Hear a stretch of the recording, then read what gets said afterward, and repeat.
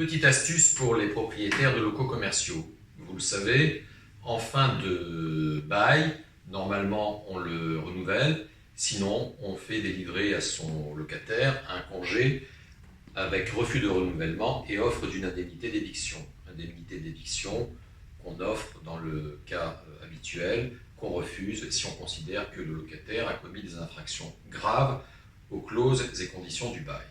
En tout état de cause, l'indemnité d'éviction, jamais propriétaire et locataire ne tomberont d'accord dessus, sauf dans de rares cas.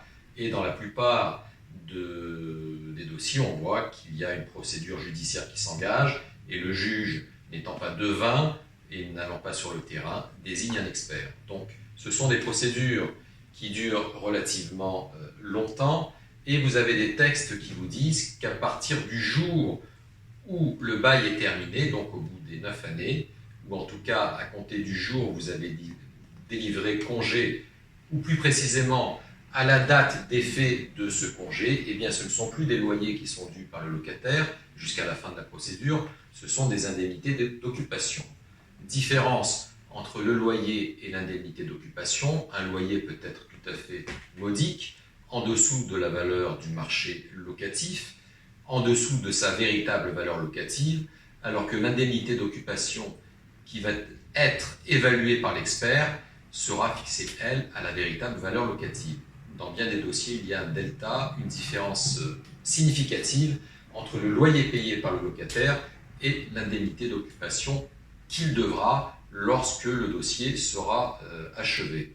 Alors, la petite astuce, eh bien, c'est de faire traîner la procédure, puisque plus la procédure dure, que ce soit à l'expertise devant le tribunal, puis ensuite devant la cour d'appel, eh bien, plus le temps pendant lequel le locataire devra vous verser une indemnité d'occupation, plus ce temps sera long et plus le total sera considérable. En l'occurrence, vous aurez donc ainsi le locataire qui a payé des loyers normaux, mais qui devra la différence entre le total des loyers normaux payés pendant 2 ou 3 années et le total des indemnités d'occupation qu'il doit. Or, lorsqu'on doit verser une indemnité d'éviction, pour le propriétaire, ça n'est pas toujours très agréable. Vous saurez donc qu'en cette matière, au bout du compte, on va déduire la différence due par le locataire de l'indemnité d'éviction totale. Voilà, la petite astuce, c'est de faire traîner la procédure.